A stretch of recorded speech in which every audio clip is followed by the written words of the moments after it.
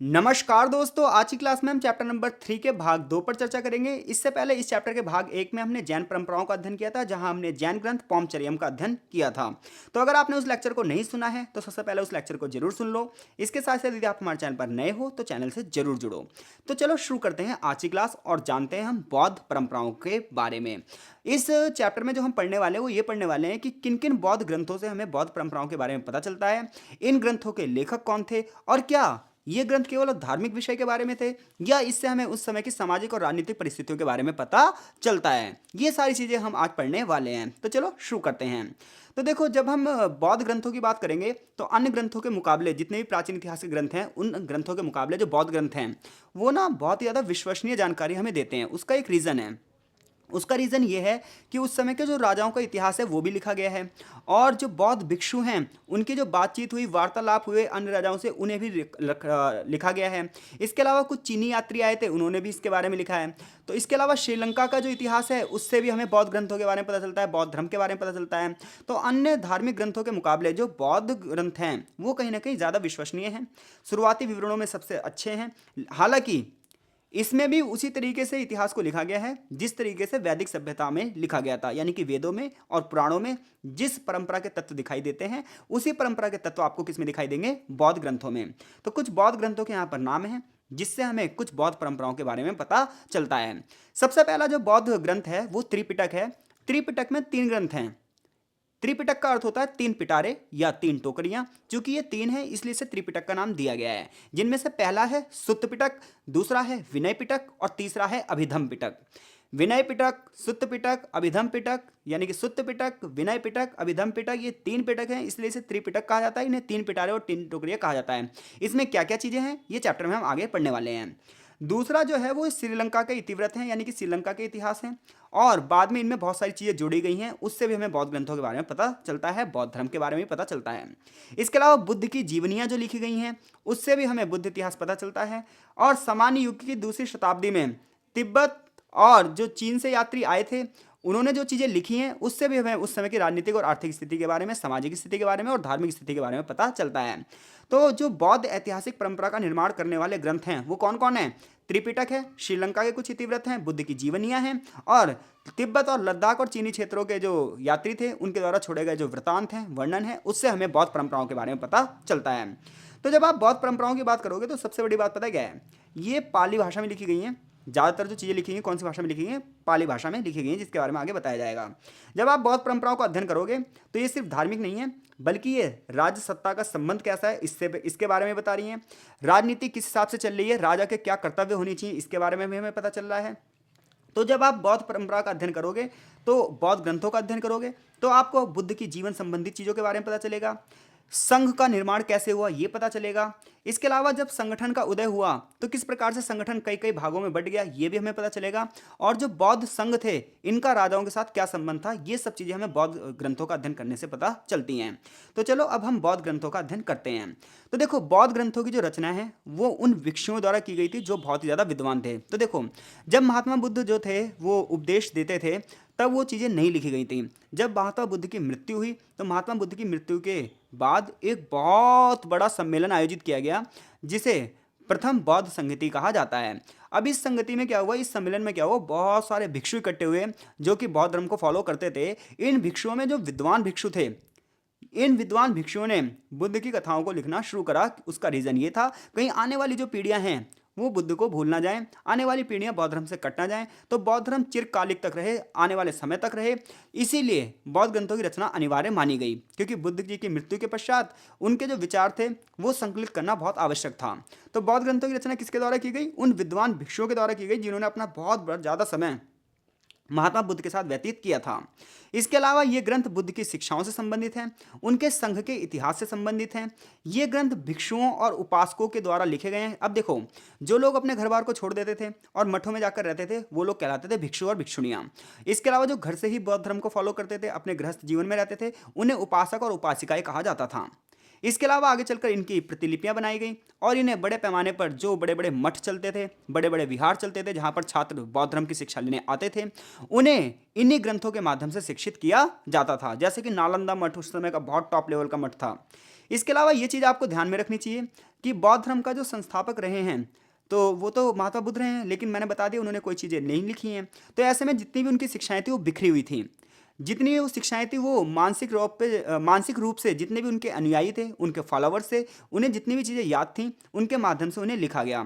ऐसे में अनुयायियों की संख्या, फॉलोवर्स की संख्या लगातार बढ़ती गई, तो फिर इन्हें 3 पिटकों में रख दिया गया जिसे हम त्रिपिटक कहते हैं।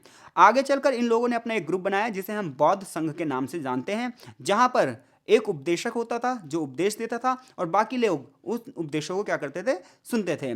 समय समय पर लेकिन वाद हुआ, विवाद हुआ, और ये तो किसी भी ग्रुप में होना ही होता है। तो भिक्षु समय समय पर बुद्ध की शिक्षाओं पर चर्चा करते थे, वाद विवाद करते थे, इकट्ठे होते थे।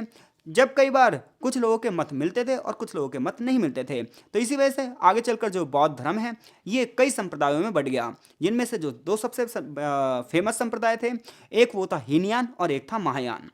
तो अब तक हमने ये पढ़ा है कि बौद्ध कौन कौन से ग्रंथ थे, इसके अलावा उनसे हमें क्या क्या चीज़ें पता चलती हैं, बौद्ध ग्रंथों की रचना किसने करी है, और जब समय समय पर चर्चाएं होती थी तो वाद विवाद भी होते थे। मतभेद की स्थिति में कई बार बौद्ध संप्रदाय कई कई भागों में बटा, इनमें से एक हीनयान थे, एक महायान थे, आगे चलकर एक वज्रयान भी आए जिनकी चर्चा आगे की जाएगी।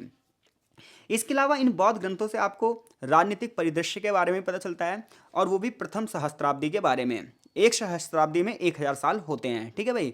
तो इस समय बौद्ध धर्म का उदय होगा।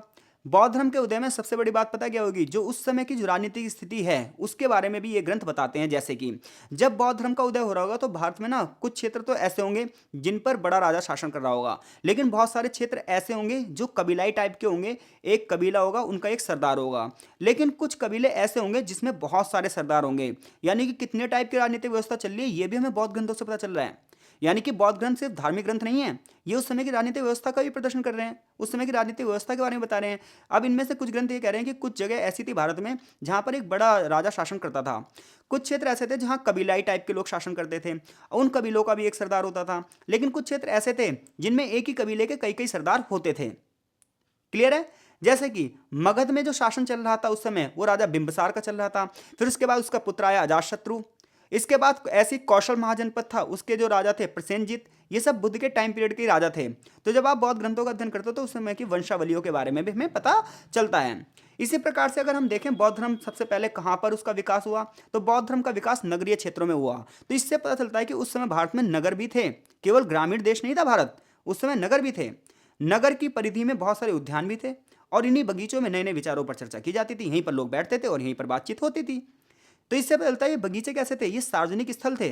तो उस समय की हमें सामाजिक स्थिति के बारे में पता चलता है। इसके अलावा हमें यह भी पता चलता है कि राजाओं के दरबारों में भी नए नए विचारों पर क्या होती थी, चर्चाएं होती थी, वाद विवाद होते थे। बहुत सारे घुमक्कड़ भिक्षु जो थे वो जाते थे, राजाओं से बातचीत करते थे, राजाओं से वार्तालाप करते थे। ऐसे बहुत सारे बौद्ध ग्रंथों में ऐसी वार्तालापों को दर्ज किया गया है, ऐसी बातचीत को दर्ज किया गया है। तो ये तो बात हो गई बौद्ध ग्रंथों की रचना क्यों हुई, किसने करी। अब बात आती है संघ की। तो मैंने आपको बताया बौद्ध धर्म में संघ की स्थापना हुई। संघ में भिक्षु भिक्षुणियां आते थे और वो उपदेश देते थे। मुद्दा ये उठता है कि संघ की स्थापना क्यों और कैसे हुई। तो धीरे धीरे करके के समाज होने लगा विकसित। अब देखो समाज जब विकसित होने लगा तो शुरुआत में केवल पुरुषों को ही बौद्ध संघ में शामिल होने की अनुमति थी, लेकिन आगे चलकर महिलाओं को भी इसमें शामिल किया गया। बड़े पैमाने पर जब लोग इकट्ठे होने लगे तो बड़े बड़े मठ की स्थापना होने लगी, क्योंकि अब एक बंदा जाएगा और एक घर में जाकर उपदेश देगा एक बंदे को, फिर दूसरे घर में जाएगा दूसरे बंदे को उपदेश देगा। तो जब ऐसे में बहुत सारे लोग इकट्ठे हो गए तो हमें ये जरूरत पड़ी कि हमें एक ऐसी जगह स्थापित कर दें जहाँ पर सारे लोग आएँ और सारे लोग उपदेश को सुन लें। और यहीं से शुरुआत होती है किसकी, बौद्ध संघ की, बौद्ध मठों की, और यहीं से शुरुआत होती है गुरु शिष्य परंपरा की। बौद्ध त्रिपिटकों में यानी कि जो 3 ग्रंथ थे त्रिपिटक, इनमें अलग अलग प्रकार के अलग अलग शिक्षाओं का वर्णन किया गया है। जैसे कि सुत्त पिटक जब आप पढ़ोगे तो सुत्त पिटक जो है उसमें महात्मा बुद्ध की शिक्षाएं हैं, जबकि जब आप विनय पिटक पढ़ोगे तो उसमें भिक्षु और भिक्षुणियों के संबंधित नियम हैं। ये ग्रंथ पाली भाषा में लिखे गए हैं। अब देखो जो वैदिक ग्रंथ थे वो संस्कृत भाषा में लिखे गए हैं। संस्कृत भाषा एक कठिन भाषा थी, पुरोहितों की भाषा थी, ब्राह्मणों की भाषा थी, अन्य लोगों को वो आती नहीं थी। लेकिन बौद्ध ग्रंथ पाली भाषा में लिखा गया जिसे बहुत सारे लोग जानते थे, एक सामान्य बोली थी, इसलिए ये बहुत जल्दी से फैल गए, इसलिए बुद्ध की शिक्षाएं बहुत तेजी से फैल गई। संघ में अनुशासनहीनता बिल्कुल नहीं होनी चाहिए, इस चीज़ का बहुत ज़्यादा ध्यान रखा जाता था और इसके लिए शिक्षाएं जो थी वो लिखित रूप से रखी गई। आगे चलकर जो वरिष्ठ भिक्षु होते थे, जिन्हें बहुत ज़्यादा ज्ञान हो जाता था, उन्हें थैरी कहा जाने लगा। लड़कों के लिए थैरा वर्ड यूज़ होता था और लड़कियों के लिए थैरी यूज़ होता था।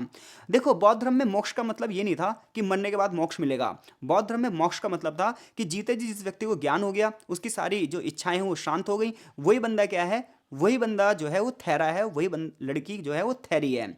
इन्हें वरिष्ठ भिक्षु भी कहा जाता था। ये उपदेश देते थे, वास्तविक शिक्षाएं देते थे और यही लोग किताबों में चीज़ों को लिखते थे। तो सबसे पहले हम विनय पिटक की बात करेंगे। तो बौद्ध संघ में जितने भी लोग शामिल होंगे, उन लोगों के लिए कुछ रूल और रेगुलेशन होंगे कि वो लोग क्या खाएंगे, क्या पिएंगे, किस प्रकार सोएंगे। जो भी बंदा सोएगा वो अपने बिस्तर को खुद बिछाएगा, अपने बिस्तर को खुद उठाएगा। एक व्यक्ति अगर एक कंबल लेता है तो उसे उसका जब तक यूज़ करना है जब तक कि वो पूरी तरीके से ख़त्म ना हो जाए। तो विनय पिटक में जितने भी संघ में भिक्षु भिक्षुणी रहेंगे उनके लिए नियम लिखे गए हैं। इसी प्रकार जो सुत्त पिटक है, इसमें महात्मा बुद्ध की शिक्षाएं हैं और सुत्त पिटक में 5 अलग से निकाय जोड़े गए हैं, जैसे दिग्ग निकाय, मध्यम निकाय, संयुक्त निकाय, अंगुत्तर निकाय, खुद्दक निकाय। यानी कि जो सुत्त पिटक है इसमें भी अलग अलग छोटी छोटी अन्य किताबें जुड़ी हुई हैं, जिसमें बुद्ध के पूर्व जन्मों की कहानियां भी लिखी गई हैं। तीसरा पिटक है अभिधम पिटक, जिसमें बुद्ध की शिक्षाओं को और भी ज़्यादा व्यवस्थित रूप से व्याख्या की गई है। तो इस प्रकार से बौद्ध ग्रंथों की जो ये त्रिपिटक है, इससे हमें ना सिर्फ बुद्ध के जो भिक्षु भिक्षुणी हैं उनके लिए रूल और रेगुलेशन के बारे में पता चलता है, साथ ही साथ बुद्ध की शिक्षाओं के बारे में पता चलता है, बुद्ध के पूर्व जन्मों की जो कहानियां हैं उसके बारे में पता चलता है। लेकिन एक बात ध्यान रखना, ये किताबें बुद्ध जी के द्वारा नहीं लिखी गई हैं, ये उनके अनुयायियों के द्वारा लिखी गई हैं, भिक्षु भिक्षुणियों के लिए द्वारा लिखी गई हैं। तो ऐसे में इनकी ऐतिहासिकता पर सवाल आप उठा सकते हो सकता है इनका कुछ चीज़ों से जो रिलेशन है वो रियलिटी से ना हो, कुछ चीज़ें बढ़ा चढ़ाकर लिखी गई हों, ऐसा हो सकता है, इसमें कोई बड़ी बात नहीं है। तो अब तक आपको ये सारी चीज़ें पता चल गई हैं कि बौद्ध ग्रंथों से न सिर्फ हमें धार्मिक चीज़ें बल्कि उस समय के राज्य क्षेत्र, राजनीतिक क्षेत्र, उनके संबंध में सूचना मिलती है। इसके साथ साथ इन ग्रंथों में कौन सी भाषा प्रयोग की गई थी, समाज कौन सी भाषा बोलता था, ये भी हमें पता चलता है।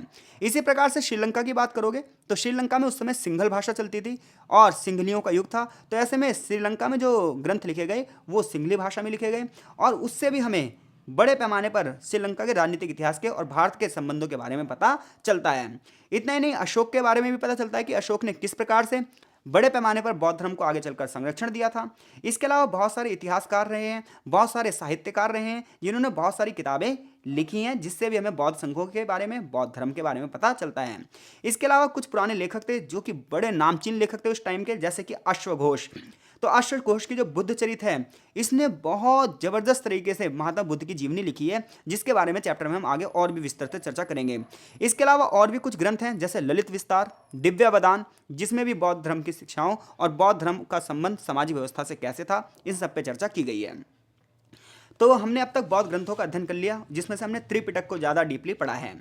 इसके अलावा इन ग्रंथों के लेखक कौन थे, मैंने पहले बता दिया आपको, भिक्षु भिक्षुणियाँ और थैर थे। उसी चीज़ पर यहाँ पर बल दिया गया है कि बौद्ध मीटिंग होती थी, फिर उसमें वो चर्चा करते थे, वाद विवाद करते थे और फिर शिक्षाओं को दर्ज कर देते थे।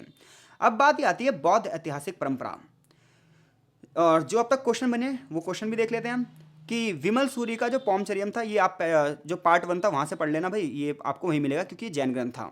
और दूसरा, जो बौद्ध ग्रंथों में वो कौन सी श्रेणियाँ हैं जिनका उपयोग बौद्ध ऐतिहासिक परंपरा के पुनर्निर्माण में किया जा सकता है। तो आप जितने भी अभी तक हमने पढ़े, त्रिपिटक के बारे में बताओगे और कुछ ग्रंथों के बारे में बताओगे, जैसे कि हमने अभी पढ़ा ललित विस्तार, दिव्यावदान, इन सब के नाम आप लिखोगे।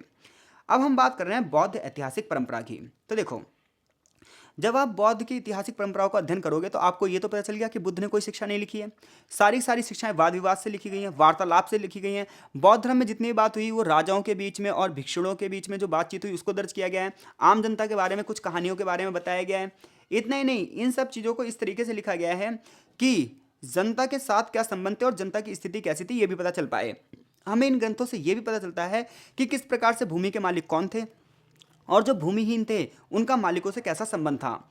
जैसे कि यहाँ पर किताब आपकी बताती है, जब आप सामाजिक संस्थाओं का अध्ययन करोगे, जब आप बुद्ध के जीवन के किसी प्रासंग या बौद्ध शिक्षा के संबंध में अध्ययन करोगे तो आपको समाज की स्थिति के बारे में पता चलेगा। जैसे कि बहुत सारी आपने कहानियाँ सुनी होंगी कि एक माँ अपने बच्चे को लेकर आती है, वो बहुत बीमार होता है, तो इससे क्या पता चलता है कि चिकित्सा सुविधाएं उस समय की ज़्यादा अच्छी नहीं थी। लोगों को राजा पर विश्वास नहीं था लेकिन बुद्ध पर विश्वास था। क्षत्रिय वंश की स्थिति क्या थी और ब्राह्मण वंश की स्थिति क्या थी, ये बात आपको पता चलती है। समाज अंधविश्वासों में कैसे जकड़ा हुआ था, ये बात आपको पता चलती है बौद्ध ग्रंथों से। लेकिन बहुत सारे मिथक भी इससे जुड़े हुए हैं, ये बात ध्यान रखना। कोई भी ग्रंथ ऐसा नहीं है, राजा राम मोहन राय ने कहा था, कोई भी किताब ऐसी नहीं जिसमें कोई कमी ना हो, हर किताब में कुछ ना कुछ कमी होती है। तो हमें उस समय के भूमि के निजी स्वामित्व, प्रतिष्ठा, राजसत्ता के बारे में पता चलता है, कल्पना लोक के बारे में पता चलता है, समाज में वर्ण व्यवस्था कैसी थी ये पता चलता है। इसके साथ साथ यही पता चलता है कि राजा अपने आप को देवीय उत्पत्ति मानता है, राजा अपने आप को देवताओं से जोड़कर मानता है। उस समय के बहुत सारे राजा ऐसे हैं जिन्होंने बड़ी बड़ी उपाधियां धारण करी हैं। इसके अलावा बौद्ध ग्रंथों का अध्ययन करोगे तो आपको क्षत्रिय वंश के बारे में पता चलेगा, शाक्य वंश के बारे में पता चलेगा। खुद महात्मा बुद्ध का संबंध जो था वो शाक्य वंश से था। इसके अलावा पुराणों और महाकाव्यों में अध्ययन करोगे आप, रामायण जो है, महाभारत जो है, उसमें भी आपको ये वंशावली मिलेंगी। जैसे कि इक्ष्वाकु वंश का संबंध किससे था? श्री राम जी से था। वैसे ही यहाँ पर भी आपको मिलेगा। कुछ ग्रंथ तो ये कहते हैं कि विष्णु जी के अवतार ही थे महात्मा बुद्ध। तो बौद्ध की जो ऐतिहासिक परंपरा है वो कहीं ना कहीं एक मिलीजुली सी परंपरा है, इसलिए इसको लेकर कई बार मतभेद रहते हैं। संघ का आरंभिक इतिहास क्या था? तो ये चर्चा हमने ऑलरेडी पहले भी कर रखी है कि महात्मा बुद्ध की मृत्यु के बाद क्या हुआ। ये बात की गई कि हमें एक बौद्ध संघ का निर्माण करना पड़ेगा और फिर बौद्ध संघ की स्थापना हुई केवल और केवल बुद्ध की शिक्षाओं को बढ़ावा देने के लिए। बड़े पैमाने पर इसमें शुरुआत में केवल पुरुष थे और फिर आगे चलकर बुद्ध के प्रिय शिष्य आनंद के कहने से इसमें महिलाओं की भी क्या हुई, एंट्री हो गई। शुरुआत में इसमें दो ही पिटक थे, एक विनय पिटक और एक सुत्त पिटक, लेकिन आगे चलकर राजा अशोक के शासनकाल में अभिधम पिटक को भी इसमें जोड़ा गया। क्लियर है भाई? तो शुरुआत में कितने पिटक थे? दो। अब देखो समय की अवधारणा। तो भिक्षु और भिक्षुणियों ने जिस प्रकार से राजाओं से बातचीत करी, उसको जिस प्रकार से ग्रंथ से लिखा, तो हमें एक तो टाइम पीरियड के बारे में पता चला। इसके साथ साथ ये पता चला कि किस क्षेत्र के सीमा में किस क्षेत्र में राजा शासन करता था। एक वंशावली पता चली है, जैसे कि मौर्य साम्राज्य के बारे में बौद्ध ग्रंथों से बहुत सारी चीज़ें पता चलती हैं। चंद्रगुप्त मौर्य के बारे में जैन ग्रंथों में भी लिखा हुआ है। तो उस समय की समय की अवधारणा कैसी थी, उस समय में कौन शासक कर रहा था, ये सारी चीज़ें हमें पता चलती हैं। इसके अलावा हमें बौद्ध ग्रंथों से ऐतिहासिक विचार के चिन्ह भी मिलते हैं कि कहीं ना कहीं जो बौद्ध ग्रंथ लिखे गए हैं वो सिर्फ और सिर्फ धार्मिक प्रवृत्ति के लिए नहीं लिखे गए हैं, बल्कि उससे हमें इतिहास के बारे में पता चलता है। वो इस तरीके से लिखे गए हैं इतिहास के नजरिए से। जिस तरीके से एक इतिहास लिखा जाता है, इतिहास में सामाजिक, राजनीतिक, आर्थिक और सांस्कृतिक स्थिति बताई जाती है। तो बौद्ध ग्रंथों का अध्ययन करने के बाद आपको चारों चीज़ें ही पता चलेंगी। बौद्ध ग्रंथों का अध्ययन करने के बाद आपको पता चलेगा कि राजनीतिक क्षेत्र में वंशीय उत्तराधिकार था, यानी कि पिता के बाद उसका बेटा, उसका बेटा, उसका बेटा राजवंश को चलाता था। जैसे कि एक बहुत ही बड़ी इतिहासकार रही हैं, आप सबने नाम सुना होगा, रोमिला थापर। तो रोमिला थापर बताती हैं कि जब आप त्रिपिटक का अध्ययन करोगे तो इसमें आपको एक हिस्टोरिकल वे मिलेगा। आपको सिर्फ बुद्ध की गतिविधियों के बारे में नहीं पता चलेगा, संघ के बारे में नहीं पता चलेगा, संघ के विभाजन के बारे में नहीं पता चलेगा, बल्कि ये भी पता चलेगा कि समाज में कौन कौन सी परंपराएं चल रही हैं, समाज कैसे चल रहा है। तो रोमिला थापर बताती हैं कि बौद्ध ग्रंथ सिर्फ धार्मिक ग्रंथ नहीं है, बल्कि ये ऐतिहासिक ग्रंथ भी हैं, जिससे हमें प्राचीन भारतीय इतिहास के बारे में बहुत बड़े पैमाने पर पता चलता है। अब हम कुछ श्रीलंका के पाली इतिवृत्तों के बारे में पढ़ेंगे। तो इतिवृत्त का मतलब भी इतिहास ही होता है। तो श्रीलंका का भी जो बौद्ध ग्रंथ हमें मिले हैं वो कौन सी भाषा में मिले हैं? पाली भाषा में। और इनमें दो नाम बहुत बड़े हैं, एक का नाम है दीपवंश और एक का नाम है महावंश, और एक है चूलवंश। तो दीपवंश और महावंश की बात करोगे तो ये सबसे फेमस और सबसे इंपॉर्टेंट इतिवृत्त हैं जो कि इतिहास का वर्णन कर रहे हैं। और दूसरा जो चूल वंश है, ये भी हमें बड़े पैमाने पर बौद्ध धर्म के बारे में बता रहा है। तो इनमें से जो पहले दो थे, यानी कि दीपवंश और जो महावंश थे, ये श्रीलंका के अनुराधापुर में स्थित थेरवाद से संबंधित विहार में मिले हैं और वहीं पर इनकी रचना की गई है और वहीं के इतिहास के बारे में ये बताते हैं। तो ये माना जाता है कि जो अनुराधापुर था वही प्रारंभिक श्रीलंका की राजधानी भी थी। दीपवंश और महावंश जो हैं ये प्रथम सहस्त्राब्दी सी के, और मैंने बताया था आपको सहस्त्राब्दी का मतलब क्या होता है, 1000 साल का टाइम पीरियड। इससे हमें राजा अशोक के बारे में पता चलता है कि श्रीलंका में बौद्ध धर्म को फैलाने में कहीं ना कहीं राजा अशोक की एक बहुत बड़ी भूमिका थी। ये इतिवृत्त उस समय की ऐतिहासिक परंपरा के लीडरशिप कर रहे हैं, एक व्यवस्थित तरीके से वर्णन कर रहे हैं। ये इतिवृत्त धार्मिक गतिविधियों के विषय में है, लेकिन साथ साथ जिन लोगों ने इन इतिवृत्तों को लिखवाया है, जिन लोगों ने इन इतिवृत्तों को संरक्षण दिया है, जिन लोगों ने बौद्ध धर्म को दान दिया है, बौद्ध धर्म को संरक्षण दिया है, उनके बारे में भी इसमें लिखा गया है। फॉर एग्जाम्पल अशोक के बारे में आपको खुलकर मिलेगा इन बौद्ध ग्रंथों में। इसी के तरीके से राजा अशोक को महान संरक्षणकर्ता माना जाएगा कि उसने अपना सब कुछ लुटा दिया, किसमें? बौद्ध धर्म के लिए। इतना ही नहीं, कुछ ग्रंथों में बढ़ा चढ़ाकर भी चीज़ें बताई जाएंगी। उसका रीज़न ये होगा ताकि आने वाले राजा जब पढ़ें तो वो भी इसी प्रकार से बढ़ चढ़कर दान दें। इतिवृत्तों में जो भी चीज़ें हैं उससे ये निकल कर आती हैं कि बौद्ध धर्म का मतलब सिर्फ और सिर्फ बौद्ध धर्म का फैलावा करना नहीं था, बल्कि राजनीतिक रूप से भी और सामाजिक रूप से भी बदलाव लाना था। इसके अलावा राजनीतिक रूप से इसे बहुत बड़े पैमाने पर सपोर्ट मिला। इस वजह से बौद्ध धर्म जो था वो न सिर्फ भारत में बल्कि अन्य देशों में भी फैला। इसके अलावा बड़े पैमाने पर बहुत सारे लोग भूमि अनुदान कर भी, यानी कि भूमि का दान देते थे और उसके माध्यम से बौद्ध धर्म को संरक्षण देते थे। बड़े पैमाने पर जो बड़े बड़े राजा थे उन्होंने भी बौद्ध धर्म में शिक्षा प्राप्त करी और बौद्ध धर्म को फैलाने में बहुत बड़ा योगदान दिया। बहुत सारे अभिलेख, शिलालेख और किताबें हमें इस चीज़ के बारे में बताती हैं कि किस प्रकार से बौद्ध धर्म का संरक्षण किया गया, किस प्रकार से बड़े बड़े विहारों की स्थापना की गई, किस प्रकार से लोगों को इकट्ठा होने के लिए संघ का निर्माण किया गया। अब हम बात कर रहे हैं बौद्ध जीवनियों की।